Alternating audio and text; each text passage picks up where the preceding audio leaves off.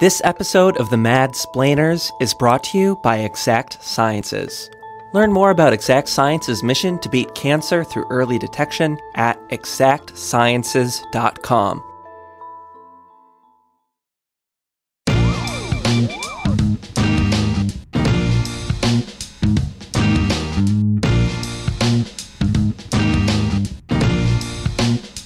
Hello, everyone. It's Eric Lawrenson. I'm a reporter with the Cap Times and one of the hosts of the Madsplainers, a show that breaks down local government and city affairs in Madison.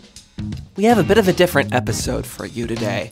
Instead of Lisa, Abby, and myself talking it up in the studio, we're actually going to be bringing you a recording from Cap Times Idea Fest.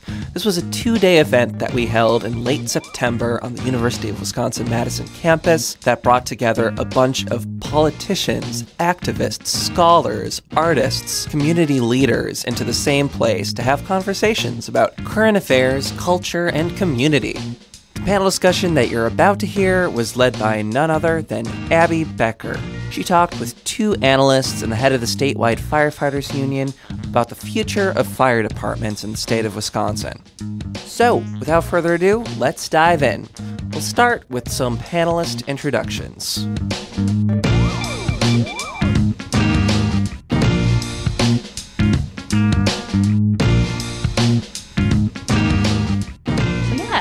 All right, so why don't you take it away? Me first. Whatever order. Yeah. Go ahead. I'm all right with that. Yeah. Sure. Well, depending on what you say. I just introduced myself. Oh, that's good. I'm Mike Nichols. I'm from the Badger Institute, formerly known as Wisconsin Policy Research Institute. We rebranded about a year ago. People thought WPRI was a radio station in Rhode Island. So. But over here in Madison, people actually thought that it was a bunch of right-wing ideologues. The truth is that we're a 501c3 nonprofit, and we're a public policy research group, pretty centrist from my perspective. So we do public policy, but we also have a magazine. Big topics that we're interested in are, taxation issues, transportation, corrections, reform, things like that. But we also have the magazine, and so we spent some time on government consolidation. I'm interested in it partly because I was, long ago in a different life, I did what Abby does now. I was a reporter at the Milwaukee Journal-Sentinel, covered local government, covered the city of Milwaukee for a long time, including police and fire and everything else that local government does. Got very interested in that issue of how that works. So last spring, we put out a piece in our magazine, which also was renamed. It's called Diggings, on how fire departments have been transformed in the last 10 years, 30 years, 40 years from what they used to do, and just kind of looking at the issue of how they differ from how they used to be, and whether or not good decisions are being made about what firefighters do and how they're run and all the stuff they do other than fighting fires. So that's it. Great, thank you. Mahlon? My name is Mahlon Mitchell. I am a 20-year veteran firefighter right here in the city of Madison. I'm a lieutenant downtown at Station Number 1. I also am the president of the Professional Firefighters of Wisconsin. We represent over 4,000 members in the state, about 60 locals and 100 communities. I'm also the local president here of Madison's Firefighters, Local 311. We represent Madison proper, and then communities and suburbs that are contiguous to Madison. So I've been involved in the fire service since I was 19 years old. My older brother's a firefighter in Atlanta, Georgia. My younger brother's a firefighter in St. Paul, Minnesota. So it's in my blood to give back, and it's in our blood to serve. And I'm looking forward to the discussion today because this is a hot topic, at least in our world, and at least in government world right now, with not a lot of money going by way of shared revenue, municipal budgets being strapped. A big question is how do municipalities, towns, and villages properly pay for essential services in our state and across the country. Of course, public safety is probably 60 to 70% of any municipality's budget, so we talk about this a lot. So I'm happy to be here, happy to be sitting here with these fine folks, and look forward to a vigorous discussion. Hi, my name is Davida Amenta. I'm a government researcher, and I've had a 15-year career in local government and county government in California and also for Milwaukee County, basically budget and policy, those kinds of issues. Since I finished that period of my career, I've been focusing with the Wisconsin Policy Institute on research into things like service consolidations, various other issues, mostly fiscally oriented. And I've done a number of studies on dispatch consolidation in various localities and have looked at consolidation of fire departments and fire services. And I also, in 2015, decided to run for office in the Village of Shorewood and was elected to the village board in 2015 and again in 2018. And Shorewood is one of the 7, I believe, members of the North Shore Fire District. So in addition to studying them, I have the interesting perspective of being one of the members of a consolidated fire district and the largely pros of that experience. So. Yeah, well, thanks again for you guys for being here. We really do appreciate it. So, as is, has been said, modern fire departments aren't just responding, to fires. Their firefighters are increasingly showing up for medical and rescue emergencies.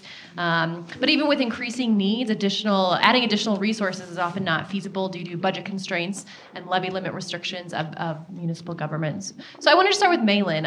So we're talking about firefighting. So, could you, really sort of set the stage for us here as to what firefighters are dealing with on a daily basis, what are fire departments dealing with, kind of what are you seeing, on a daily basis on your job? And you mean by way of calls we go on and things that we see on a day-to-day functional basis, you mean? Yeah, broadly, and then, but specifically also on calls and whether, you're seeing any sort of trends as far as fire-specific calls or the medical, emergency type of calls. Yeah, well, there's no a doubt that our job is more complex and more dangerous than ever. And I say that because when you just talk about firefighting specifically, things burn faster, they're hotter, and our response times are not living up to what we are seeing. Building construction has changed to where people try to put up homes as quick as they can. They try to put up buildings and commercial venues as quick as they can. And with that, of course, that comes cheap building materials and trying to get the job done faster and quicker. Unfortunately, that endangers firefighters in doing our main job, and a lot of what we do is fighting fires. So fires are burning hotter and quicker, so our technology has to change, our tactics has to change. But, firefighting has never been just about going and put the wet stuff on the hot stuff, even though at the end of the day, we still do that. We respond, you look at just in Charlottesville, Virginia, and what they went through in just 18 days. They had a plane that crashed in the county that they all had to respond to. In a wooded area that was very hard to find debris, find souls and passengers on the plane. They had to respond to the white supremacists, protests within that 18 months.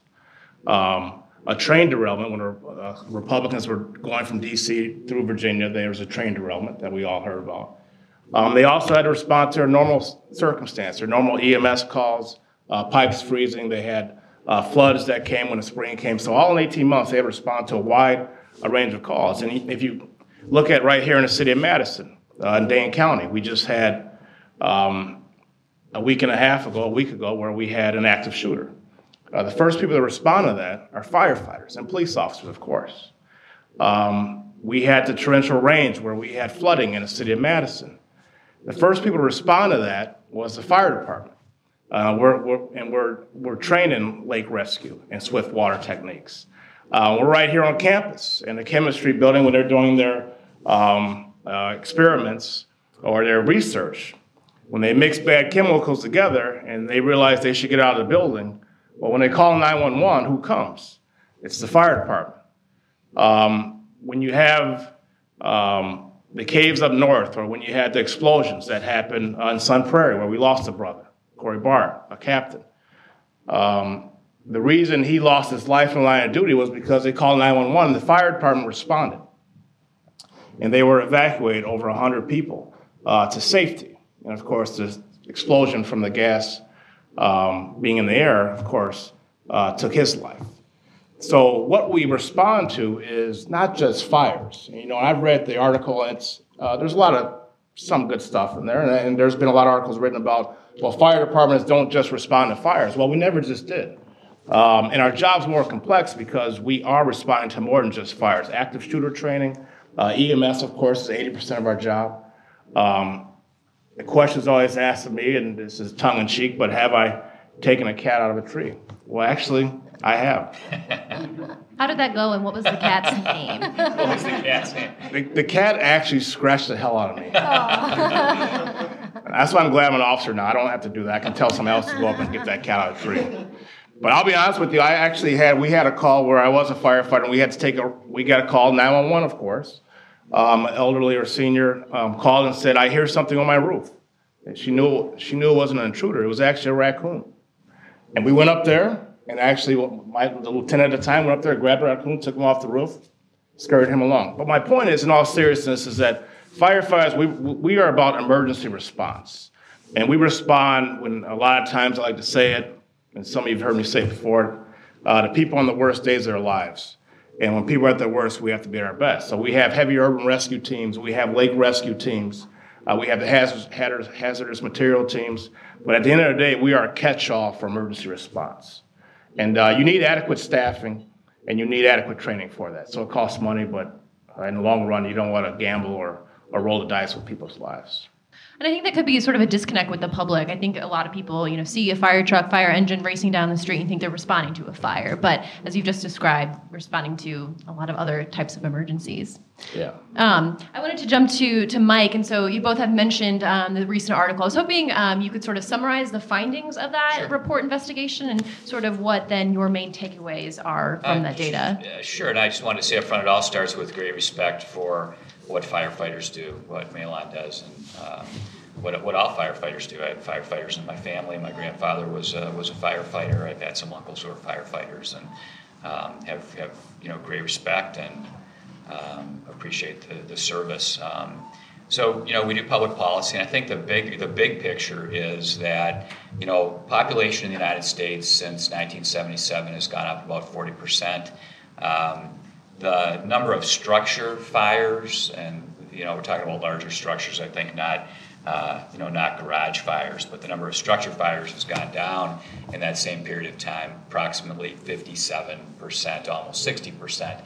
And the number of deaths has gone down. This is across the United States, almost the same amount. So that is a credit largely to what firefighters do. They've been extremely successful with what they do. I mean, it's also the result of fire. I don't doubt that fires burn faster, but there's also the fact that many building materials don't burn quite the way that they used to. Maybe you disagree with that, but I think zoning codes and response systems and the way that new building materials have really brought down the number of structure fires. I mean, it's just a fact across the United States, and the number of deaths. So you look at what has happened with personnel and dollars and fire departments, and it's a very complex thing because the Madison Fire Department is completely different from suburban fire departments.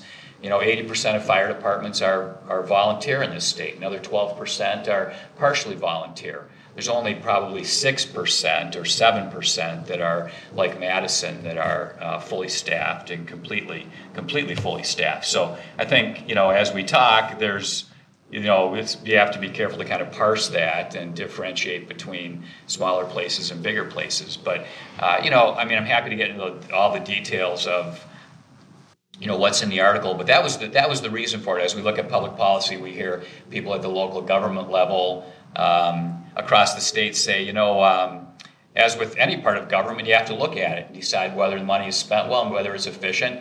And it's sometimes tougher actually to look at police and fire departments because hey, it's tough. We love our firefighters and our police officers, and for good reason, because they are heroes. But that doesn't mean that we shouldn't scrutinize the way that money is spent and the way that fire departments have changed, and as they transition really to, largely medical service providers, whether it's done the best way in a variety of different places, because there's government, there's private sector, and there's volunteer, and I think we have to make sure we have the right mix of those services. So that's the big picture of why we looked at it. Happy to talk about some details as well. Yeah, we can definitely dive in. I've got a question for Davida, and then I've got some more for the group as a whole. So I wanted to ask you, what major trends, if any, are you seeing, municipalities take in terms of how they provide public safety resources, like fire departments? Is anything coming up that you're seeing more often than not? Well, I think what Mahlon was saying about there's really a revenue squeeze, I think, everywhere. And a lot of times municipalities are looking at, well, can we go to our neighbor to the north or the east or the west or south and share services? Is that going to save us money? And it's a natural question. It's one we look at quite a bit. And it's complicated. Sometimes you may be able to show on a spreadsheet that it saves money, but fire departments that are right next door to each other can have very different cultures from each other, can have different tactics when they get to a fire, can have very different union contracts. So service consolidation is actually a lot trickier than many people think. Certainly, I don't think expansion is in the cards. And as Mike said, the fire component is a smaller and smaller part. At the same time, when your house is burning, you still need a fire station. Depending on where you live, you'd like within 10 minutes a fire truck maximum in an urban area. I think the expectation is a lot shorter that the fire department's going to be there and helping you. So there's a certain geographic component to it. You cannot stretch fire stations out too far away or they just won't be able to respond. And even though the need for response for fire has lessened, you still want to have that base of fire protection there. So I don't know, I kind of rambled. I'm not sure if I gave it a very good answer. No, that's great. Thank you. So a major question that I wanted to just sort of throw out there for you guys is, are fire departments morphing into EMS agencies? And if so, what are the ramifications of that? Yes, absolutely. I'm very interested in what the other panelists would say about this, but yes, I've written and and seriously in some ways that fire departments maybe shouldn't even be called fire departments often nowadays, because we think of them that way, but you look across the state and only in most departments only between 1% and maybe 3.5% or 4% of calls are actually for fires or smoke in any way, and those are just the facts. In some places it's 1%, and even among those fires, many of those are not structure fires. They're and it's not to say they don't have to be responded to. They do. If you have a garage fire or a trash fire or a fire in a field, it's a fire. It has to be responded to, but it's only. But real structure fires where there's a genuine threat to life, much less than 1% or even 3% of the calls that come in. And I might have the number in Madison. I'm not sure what it is, but this is across the entire state. So almost everything that they do is not fire related. It's not to say it isn't important. It is. It's largely response to medical emergencies or medical non-emergencies, and then all the other things that Mahlon mentioned, but mostly not fires. Anyone else want to jump in on that one? Well, a lot of departments are transitioning to call themselves fire and EMS departments, right? Even unions are changing their names to fire and paramedic associations. But who cares what you call it? You can call it whatever the hell you want to call it.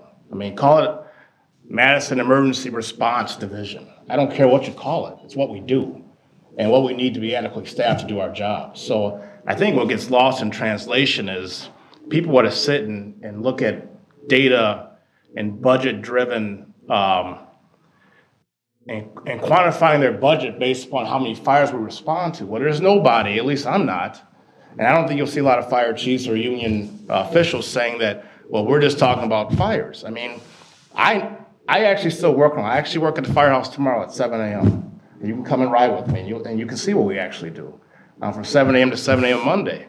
And I don't go in thinking I'm going to always fight the big blaze, but I'm trained to do everything else we do when someone calls 911. I mean, you can sit around and talk about statistics and look at numbers, but we actually get on the fire truck and do the job.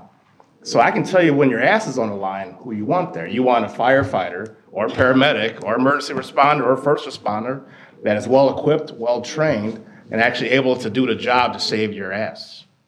And that's what we actually do. I mean, and we actually are in the business of saving lives.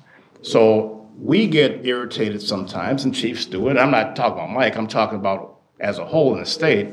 We get irritated sometimes when we have the discussion of, well, firefighters don't really fight fire, so in turn, the caveat to our follow-up was that, well, we can have less of them. Well, no, it's not true.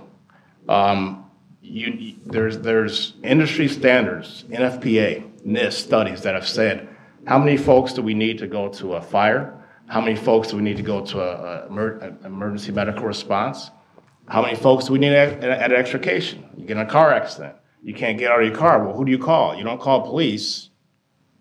You call the fire department. Now, we're called the fire department because historically that's what we've been called. But I'm not into what you want to call it. I just know the job and what it entails and the money we need in order to do our jobs effectively and the bodies and people we need to make sure that we take care of the community.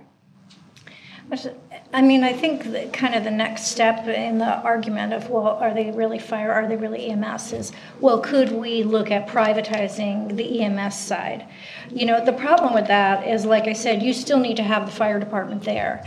So, and fire departments are not cheap. You need guys there ready to jump on a truck, and you need before most, and you correct me if I'm wrong, but from what I've heard from other chiefs is they to really start fighting a fire, you need 12 to 13 guys there. You need an ambulance, you need a pumper truck, you need a variety of different trucks.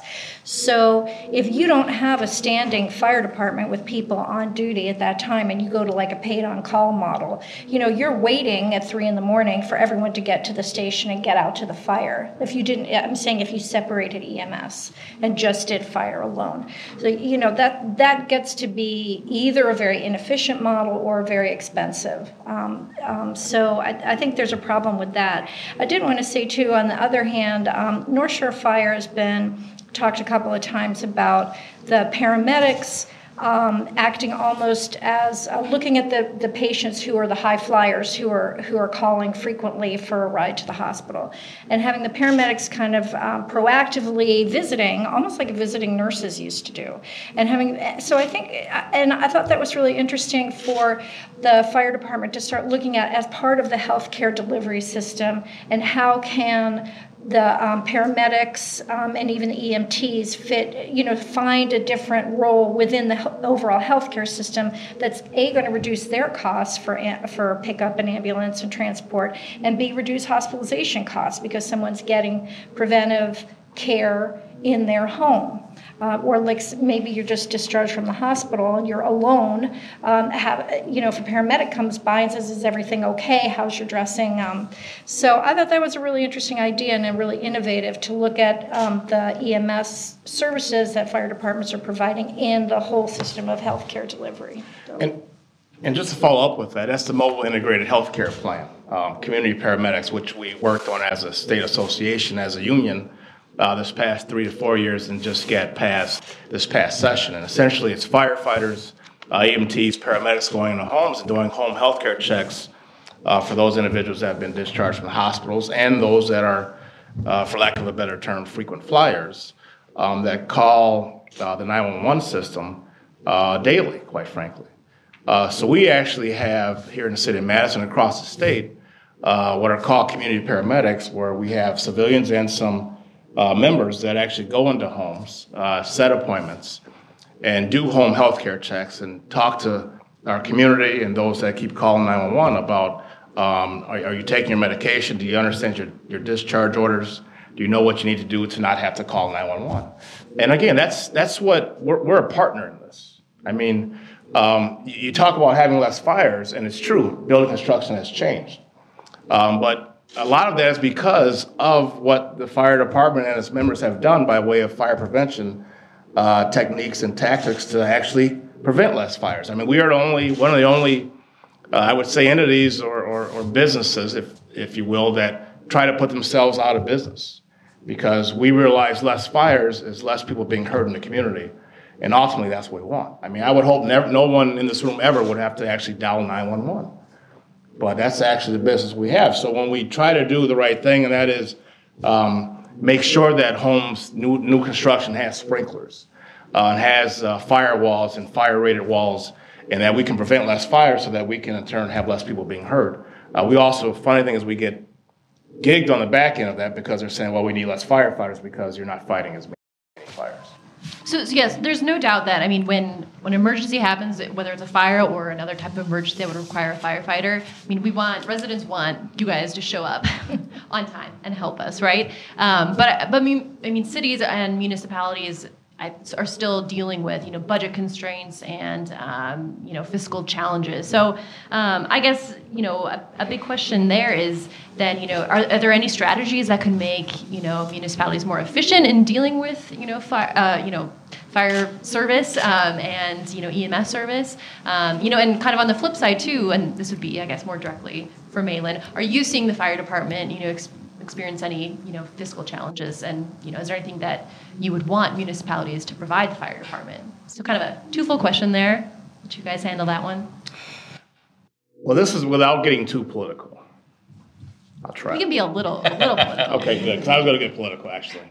I mean, having the state have 0% levy increases is not sustainable. It just isn't. And not just for public safety, but for essential services for any municipality. It's just not sustainable at all.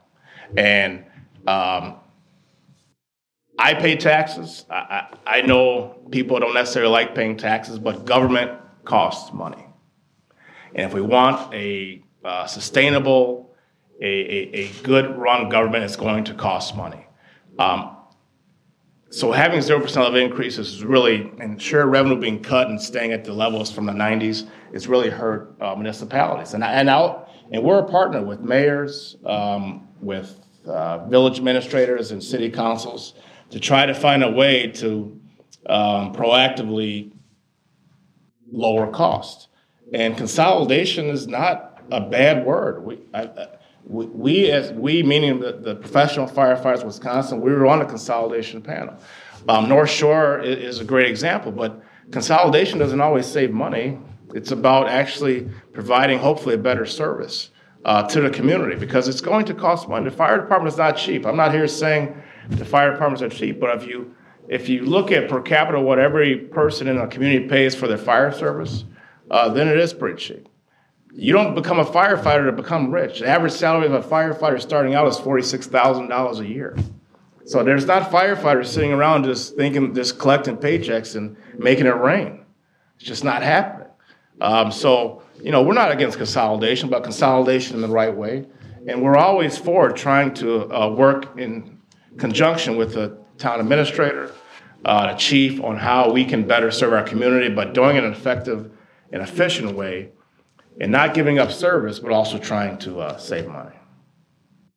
Just a couple things. One is the issue of what firefighters do, and they do a lot of various things that need to be done and are appropriately, I think, done by firefighters. And then there's the bigger issue of money and why municipalities need more of it for public services. So, just an observation. I mean, to me, yes, firefighters, wholly appropriate that firefighters should be doing inspections, building inspections. Who better to make sure that, the sprinklers are working and that, that alarms are working. Now, whether firefighters are the best people to do home health care checks, I would say that's a more debatable point. Are firefighters the best ones to be doing that versus someone else either inside or outside of government? The big picture thing on revenue is, and I don't know much about the Madison Fire Department. Madison's a kind of a unique place because, I mean, first of all, Madison has grown since 1980, I think about 40%. So Madison is an economic engine. It's huge. It's growing in population. And so wholly appropriately, I would imagine, the department has grown, I think at least according to our statistics, by about 75 positions. And I wouldn't argue that that's probably wrong. I don't know what you guys do every day. It's just one municipality. But Madison is a growing place. And I don't know enough about your budget, but you get fire departments and mayors in other parts of the state who do make the argument that there's not enough revenue flowing. And Milwaukee is the one that I probably know the most about. The major reason there actually has to do with pension benefits. And these are decisions that were made years and years and years ago, not being funded the right way. Or pension issues that are much more generous than maybe they are even for what you might have today. I don't know what you have. But the issue in Milwaukee, for instance, that you always hear Tom Barrett talking about is we need much more revenue, we need much more shared revenue, or we need to be able to levy a local sales tax at the city level, which you can't do in Wisconsin. I'm not espousing those, but that's what his argument is, because they nowadays have to kick in $60 million a year to cover pension costs and benefit costs for firefighters and police. That number used to be zero when I covered City Hall, 25 years ago. So it's not just about us, having to find ways to pay for what firefighters are doing today. There are a lot of other things that, we need to find a way to pay for or we need to cut back on.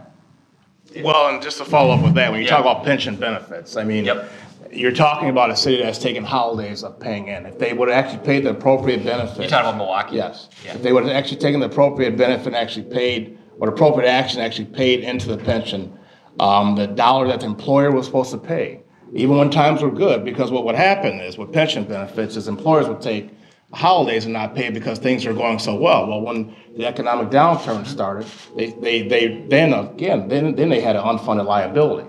Whereas the state of Wisconsin, where past they try to do that, they can't do that legally. Yeah. Are you part of the WRS? I am, but I'm a statewide president, so I understand the county and city pension as well. And if we get into pension stuff, we could be here.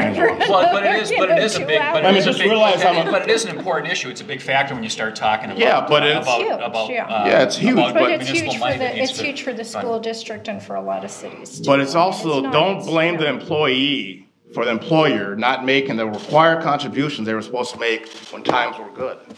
I just wanted to give the perspective of a really small town in Kenosha County that I'm working with. I think they only have about 1,500 people in this town. And they have two guys day shift who are like EMTs and will run out in an amp. That's their only regular employees. Everyone else is, the bell rings, it's paid on call, and people rush to the station. And one of the supervisors for the town, he goes, it just drives me crazy that those guys are sitting there all day doing nothing, because because they're sitting there waiting for a call to come in. And it just gives an insight into, this issue of a lot of times people look at the fire department and well, they're, the guys are just, they're off at the grocery store, they're doing stuff. Well, they have to be there. That's the protection. But there's sort of this sense gee, why aren't they doing some other job, so as for the paramedic, I don't remember the exact name of the program, but that paramedic program is an opportunity for there to be less time where someone's waiting for a call. In Madison or Milwaukee, you probably aren't waiting very long, but in the rest of the state, this place has 300 calls a year, so it's frustrating to feel like you're paying for employees to sit there for 300 calls a year. So well, and there's not. I don't disagree. I started out as a paid-on-call firefighter, and I'm not saying that every city in this state or every municipality needs to have a full career fire department. And if I could just jump in on this note, could one of you guys just explain sort of the different staffing models? We talked about paid on call, volunteer. So just for everyone, for all our own understanding, if you could just kind of jump in and explain that. So a career firefighter is someone who does it as a career. They call them professionals. I like to use the word career because they do it. That's their main job. So we work between 48-hour work week to up to 56-hour work week around the state, depending what municipality you're in. And normally it's your larger urban centers that have those. So the city of Madison, for instance, we work a 48-hour work week. It's 24-hour shifts though. So we come in, like tomorrow I'll go in at 7 a.m. and I don't leave till 7 a.m. on Monday. A paid on call or a combination department or paid on premise is like where I live in Fitchburg, where we have some career firefighters, I think about 20 who we represent, and they'll have 40 paid on call firefighters actually come in and back up or backfill the career firefighters. And then there are some, we have about 770 fire departments in the state of Wisconsin. And there are some that are still, not many, that are still fully volunteers, where they actually don't get paid for what they get paid for their training, their equipment, but they actually don't get paid when they go on calls. They're just a full functioning volunteer. They're very rare in our state. There's only a couple of 100% volunteer fire departments in our state. Is that because it's hard to recruit volunteers to be doing this? It's getting harder because they actually have to, a lot of times, keep up with the same EMT training and continuing education that we have to as career as well. And it's obviously easier, quite frankly, for us to do it because we're on the job and doing the training every day. I think that, the paid on call model, the districts I'm working with now are having trouble recruiting paid on call. And I think part of it is that the generation today is different from 20 or 30 years ago. I mean, for one thing, young people have a lot more debt, and a lot of them are working a lot more jobs. There's just not the leisure time to say, I'm going to, volunteer, be paid, or go through the training to be paid on call for $12 an hour or whatever you get paid when you get called in. And people have a lot more things they're interested in doing. I mean, there's not as many people doing bowling leagues and that kind of thing. So I think that is going to increasingly be an issue for districts that rely on paid on call. I mean, that's the one. I think we have a lot of commonality here particularly on this issue. There's no doubt that the big pictures. There's quite a famous book by now called Bowling Alone, and people are much less apt to volunteer for anything in society, unfortunately. But it is a reality, and that's what our, I guess reporters found as well. That I mean, it's fine for me or anyone to sit up here and say, "Oh, we should try to do more volunteer," but the reality is that it is very hard. It's very hard to find volunteers, and it's I don't know how much of it is due to debt versus societal trends and whatnot. But there's a story in here about the Grafton fire chief makes that point, and that he says people are more apt to be able to snowmobile it out of the river on the Milwaukee River in Grafton than volunteering. It might be they have more financial obligations. I don't know, but it's definitely it's definitely an issue. So we're a little over halfway through, so I wanted to make sure to get to some questions from the audience. So this first one here is a two-part question, and it is, what are the advantages and disadvantages of having a combined fire and EMS department versus separate departments? And then the second part is, what are the key factors in a successful fire district shared among municipalities? Yeah, one thing about fire departments is they have, and firemen in general, have a tremendous sense of helping each other out, and the technical term is mutual aid, and frequently they all are listening on the same radio. So one department will hear that something's happening, and they may have automatic aid, which means multiple departments will respond automatically, or there may be a mutual aid system, and they almost always respond and help each other out. So, consolidation. So in effect, when there's a fire, you may have 5, and you'll see that, you'll see in more rural areas, like 5 different fire trucks responding to something. So to consolidate, where they're already working that closely together, what does consolidation bring? I mean, it does bring certain intangible benefits. You have a larger scale of an organization. You have more ability to do things like more organized training, planning, looking towards the future, financial planning, those sorts of things. So there are some benefits. I'll just say as a disadvantage for the village. Speaking for the Village of Shorewood, I mean, the North Shore Fire's been there for 20 years. So at this point, we look at the North Shore Fire as our fire department. We don't still miss having Village of Shorewood fire trucks. But, the North Shore Fire also says to us, this is how much costs are going up, 3%. And, we're trying to piece our budget together, and we don't have a choice. It's not like we could say to them, like I could say to the Public Works Department, you may not get that dump truck you want next year. I don't have a choice when it comes to what the North Shore Fire is asking for. So, it's, I would say 95% it's been a positive. It's been a financial benefit to Shorewood to have consolidation, but you are a little more in a straitjacket. Can I take a stab at this, Mahlon? Or Certainly. I'd be interested in your comments on it. But I think, again, you have to kind of parse this between a place like Madison or Milwaukee and the rest of the state. And so you can see this just kind of common sense that in a place like Madison, I mean, you certainly have to have firefighters, a lot of them, and it has to be staffed, and thank God there's not a fire every day. So, and they're paid, and they're not paid that much, and let's use them efficiently and effectively. And so you can kind of see that's the benefit of having firefighters trained as emergency responders.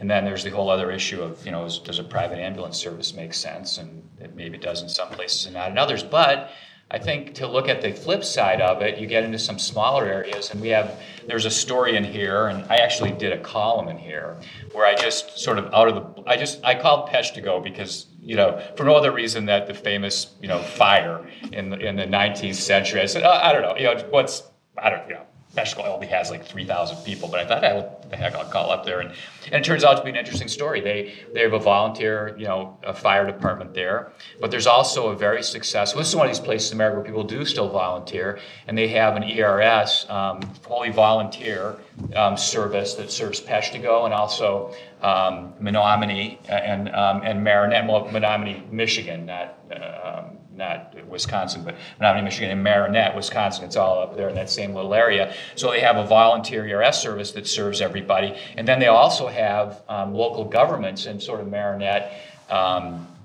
in Marinette at least, and probably Menominee, where you have to have at least some fully paid and staffed, firefighters, right? And so it's an interesting story. They're lucky because they are able to raise their own money, sort of a civil society thing, right? Like people do volunteer, they are able to raise money there, but still there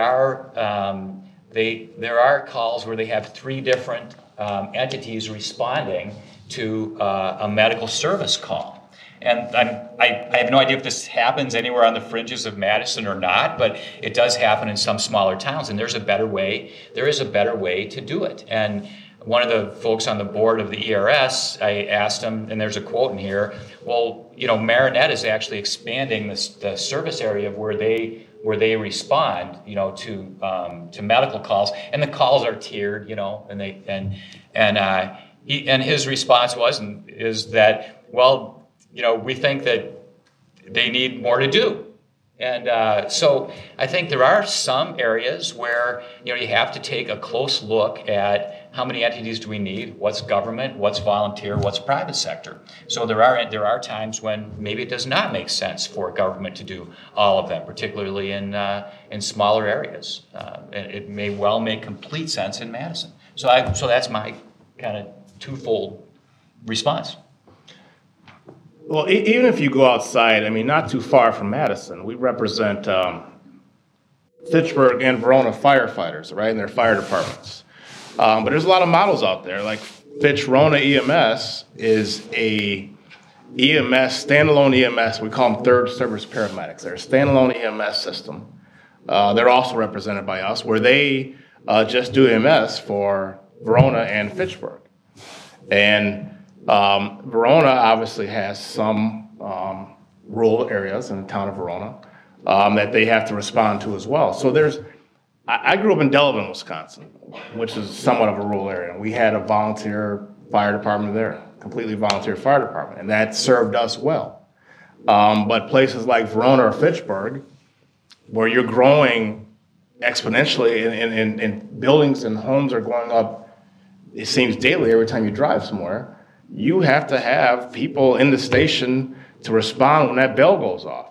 I mean, you can always gamble with, hey, maybe we won't have a lot of calls this year. Well, that's fine, but what if you do? And what if, I mean, if the crap does hit the fan and you need the response. So I get in trouble even sometimes when I say this, that, you know, we don't always get paid for what we do. We get paid for what we might have to do.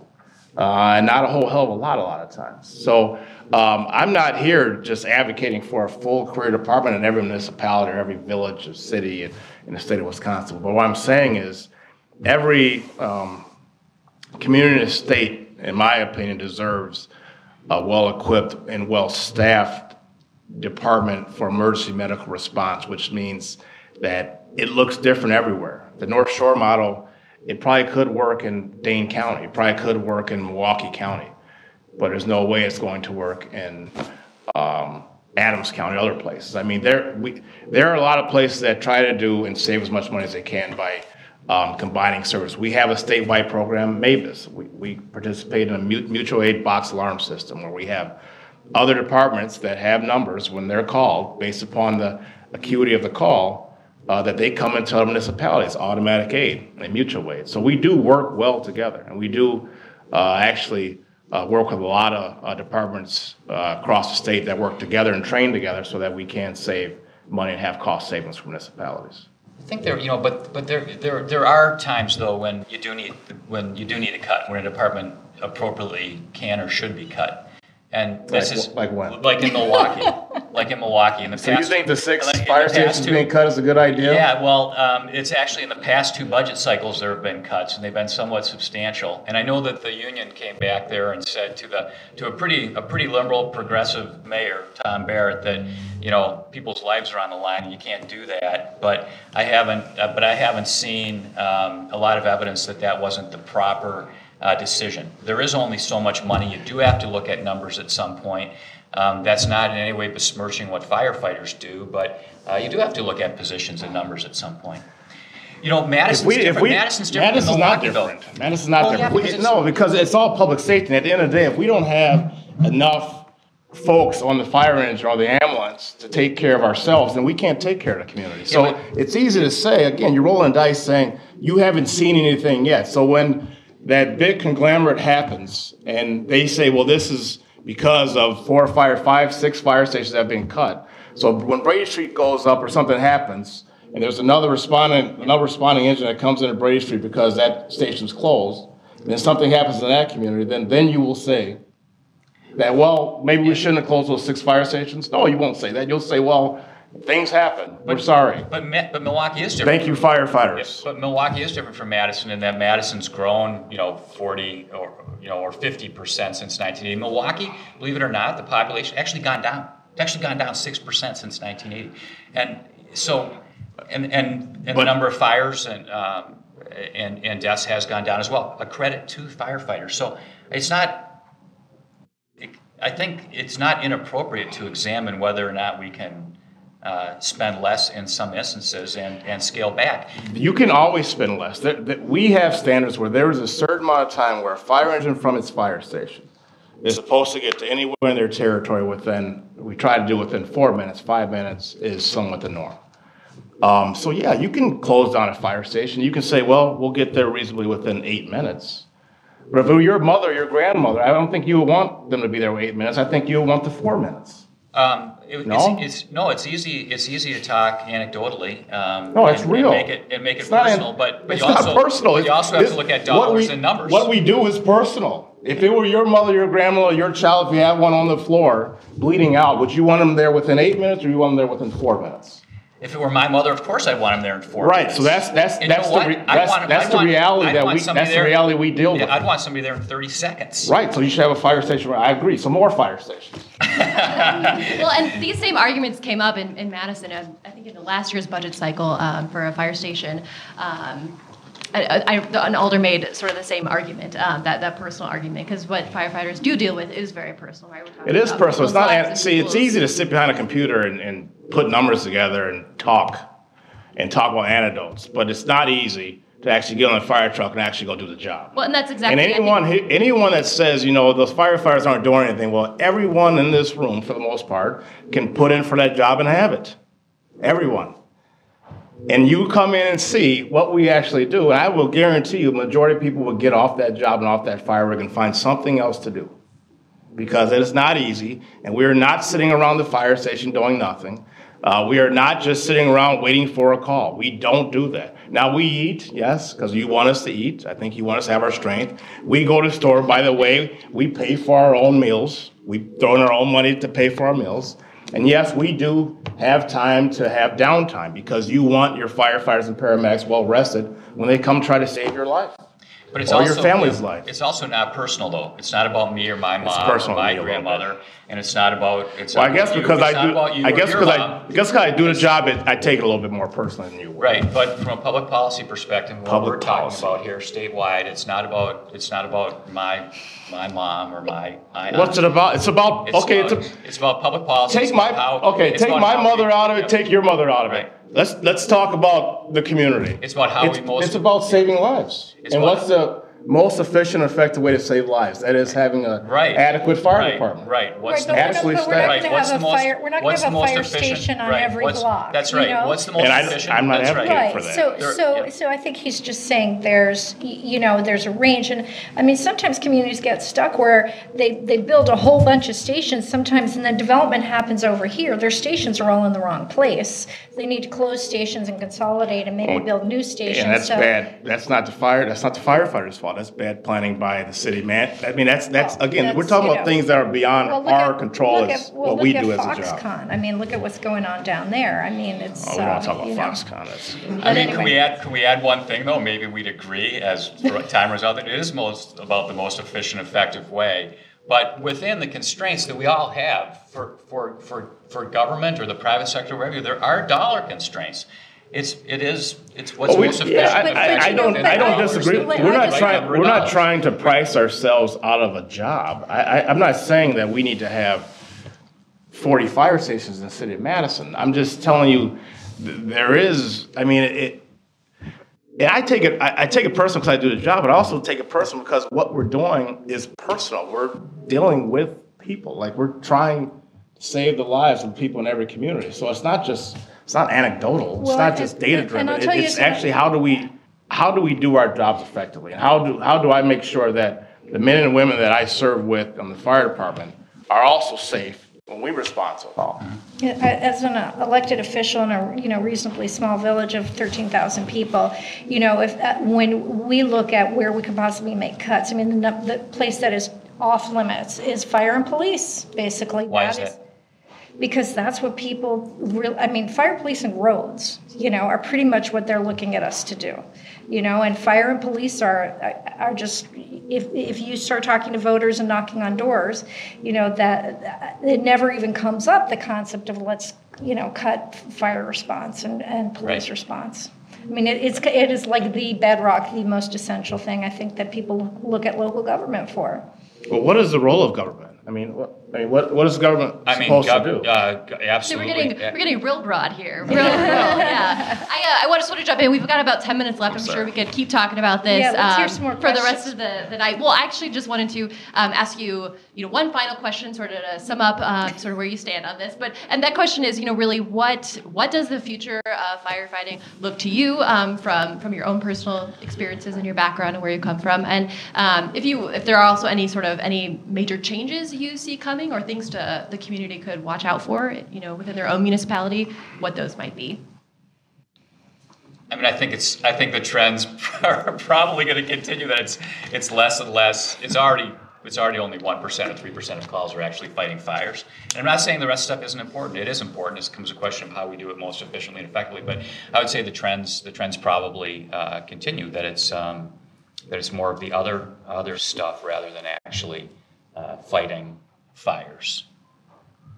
You know, I'm sorry, I interrupted you. No, I'm done. I should have sat in the middle between you two guys. No, this is great. This is a great conversation. You know, I had this slide I wanted to. You can describe the slide. I had this slide I wanted to show everyone here. Yeah.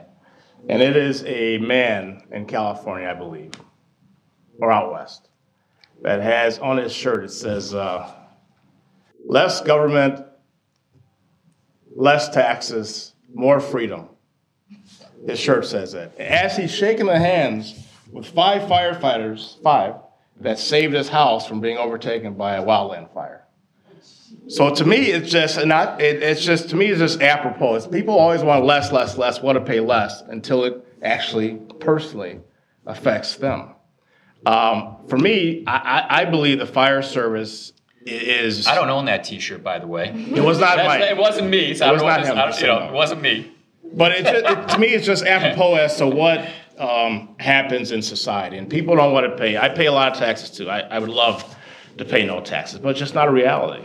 And we talk about the role of government. Abraham Lincoln said it best: the role of government is to do for those what they can't do for themselves. You're not going to build your own fire departments for the most part. You're not going to build your own roads, your own schools for the most part, your own police departments. So it costs money. And I don't think, I can speak for my union, statewide. We're not in the business of trying to put ourselves out of business or trying to say we want contracts where we want to have more stations, more staffing, and we want to be paid millions of dollars. Yeah. But we do want to be able to do our jobs effectively. And I think where we're moving to is where we need discussion and figure out the best way to do that.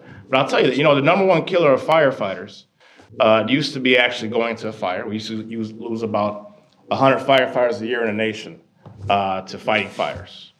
And then the number one killer of firefighters was heart disease on the fire ground. Now the number one killer of firefighters is actually cancer, and occupational cancer from the cumulative effect of doing our jobs. And we lose about 1 firefighter a year in the state of Wisconsin due to cancer from going into burning buildings. Actually, the cumulative effect of going into these buildings and the off-gassing and the carcinogens being seeped into our bodies. So I don't ever want to sit in a place where we're saying that we can do more with less, because that, to me, is physically and budget-wise impossible to do. Mahlon, my grandfather, was a firefighter. He was the chief of the fire department. He died of cancer. I don't know what had anything to do with whether he was a firefighter or not, but that's the reality of it. I'm not arguing that firefighting is not an essential component of government. It is. Government should provide safety for people and fire protection. That is an essential function of government. I am, Badger Institute, in no way anti-government. So I just want to make that clear. It's just a matter of, given trends in society and how we do things, what is the most efficient and effective way? What you do, I admire. I believe it is an essential function of government. No, it can't all be privatized, but it's not an affront to firefighters to look at whether or not things are being done the right way, not just in Madison, but elsewhere. I'm going to jump to David. Why don't you close us out? Tell us what we should be looking for in the future. Well, I'm thinking back to the past, actually. This past summer, I was in California, and I went to a state park there, which is this ghost town of Bodie. It's like over on the eastern Sierras. It's a really well-preserved town from the mid-1800s. And one of the buildings there is the fire station with the bell, that they would ring to get everyone there when there was a fire. I mean, the schoolhouse and the fire station have been part of our towns and our culture for as long as there's been an America, United States, and other places. And I really don't see us ever being going to privatizing fire service. I see fire service and firehouse and the men and women who provide fire protection being part of our government, local government in the future. Are there other models for looking at EMS in particular? There probably are. I think it's always worthwhile to look at consolidation and other service models, but like I said, I don't see any essential change in that. And communities of most sizes are going to want to have a firehouse and a crew there. Well, thank you to all of you for being a part of this panel today, and thanks you guys for coming and being at Cap Times Idea Fest. We really appreciate it. Me and Mike are going to stay and talk some more. Yeah, so if you want to chat with them later, they're going to be here all night, so just join them up on stage.